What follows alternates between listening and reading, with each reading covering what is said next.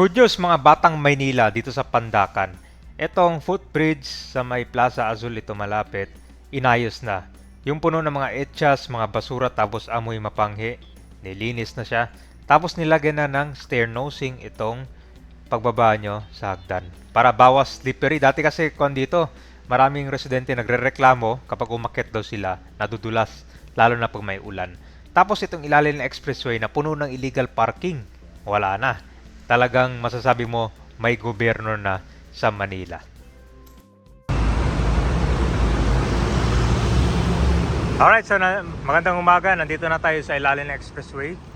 Ito po yun sa plaza. Dito pala ay wala na yung mga illegal parking. Saka take note ha, bawal na mag-parking dito kasi kung hindi, masampulan kayo ng clamping. Ito yung sinasabi nilang may gobyerno na sa Manila. Grabe yung illegal na ginawa ito dati. Pero ngayon, nantitira na lang ito mga basura. Ginagawa nilang imbakan lalo na pag umaga, walang nababantay. Tingnan mo yung kotse dyan, no? Ito yung nasampulan. Oh, may nakalagay na dyan, no parking, oh.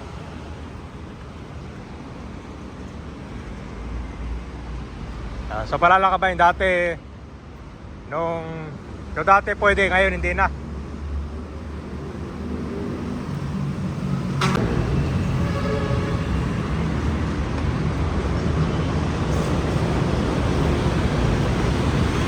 So i-update natin ngayon kabayan itong footbridge na pinturahan, saka inayos na yung mga tiles. Ito sa kabila yun, ito yung tulay dito, napinturahan na rin kasi ito. Pero abangan natin yung gagawin din dito ha.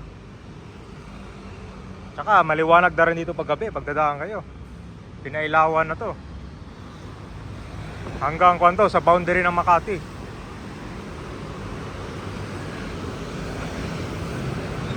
Magandang tingnan, no?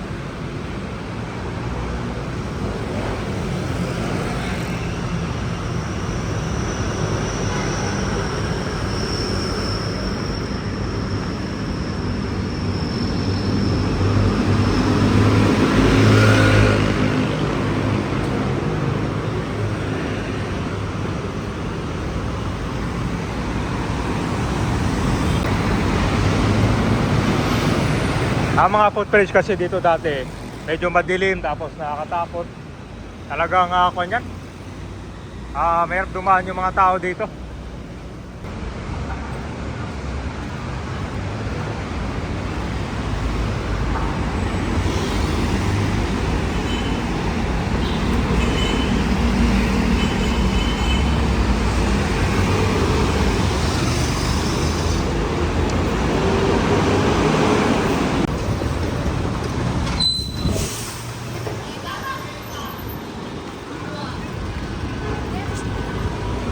Guys, punta natin yung kangain tulay doon. Punta natin yun sa kabilang footbridge. Yan yung inayos sila. Ayos na, nag-improve na yung bangketa dito, no? Dati, kung ano, masikip.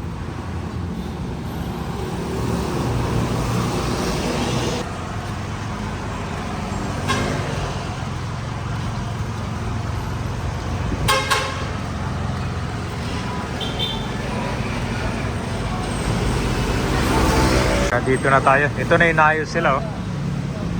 Ito na po yung naayos sila. Lagyan siya ng stair nosing para bawas slippery. At protection din yan para sa mga tao na dadaan dito. Napinturahan na rin itong footbridge, pati yung sa kabilang side. Tara, kita natin ha. Naayos na siya dito. Wala nang mga kalat, to. Saka yung tiles ito napalitan na. O diba, ito kasi kinonsern lang to ng mga citizen dito na dumadaan. Mapanghi, puro mga etchas. Ayaw, wala na. O diba?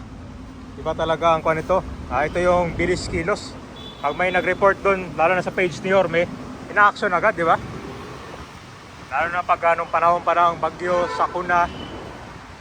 Nayos na ito ng Manila. Anong pagbabago na napansin nyo dito, ma'am? Gumanda na kaysa sa una. Yung una kasi nakakadapa eh. So nilagyan ng stair nosing, ma'am. Ito yun, no? Ito. May na-disgrasya na dito dati. Dati, nakakadapa to eh. Pero puno ng mga etchas din dito. Oo, madumi. Ayan, sige. Ang basura. Ayan, salamat ma'am. Okay. Kaya si ma'am, taka dito, Pandakan, Manila.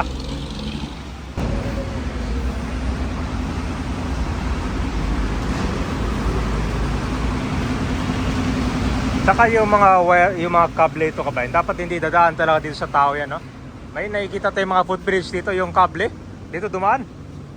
Dito sa kabal para sa mga tao yan. Dapat ganito lang, oh.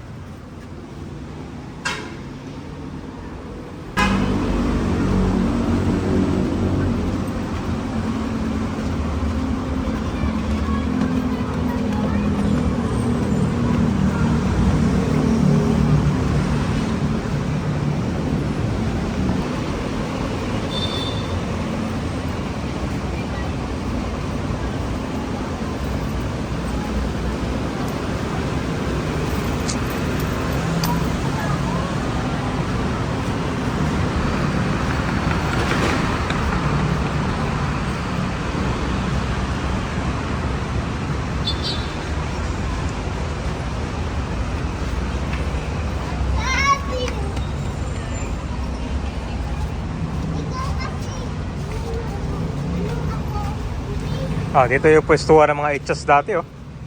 Tinapos na.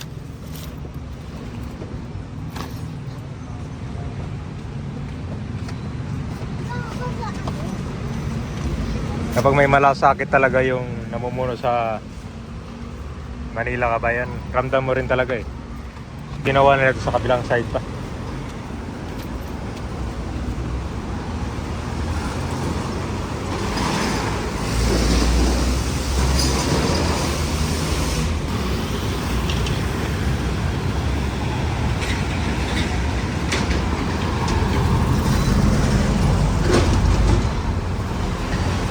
Ito po yung Skyway Stage 3. Pagka-exit nyo, diretso na to ng Mabini Bridge, papuntang Espanya, Manila.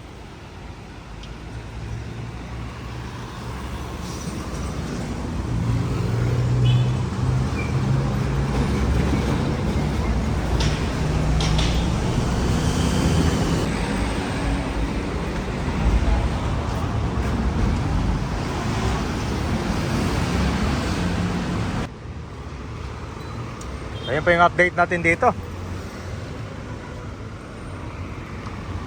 Ganda na tignan, no? Sa mga sidewalk, lagyan ng mga bench para sa mga pasahero dito na mag-aantay. Ewan ko, pero kasi kanya-kanyang barangay ito eh. So diskarte na nila kung paano pwedeng i-develop dito. Ito yung mga barangay na sakop dito sa kalsada. Para din, para kita mo yung mga tao dyan, mag-aantay sila ng sasakyan nila. Pag matagal, pwede sila umupo muna dito. Yan. Tsaka yung ilalim ng expressway, nilagyan na siya ng bakod, oh. Kasi kung hindi, gagawin ko yan. Tambakan ng basura. Gagawin pang itsasan. Or tayuan ng mga illegal structure. Yan, oh, siguro maglagay dito ng trash bin. Kasi akala yata nila basura ito dito, tinan mo, may tinapon, no?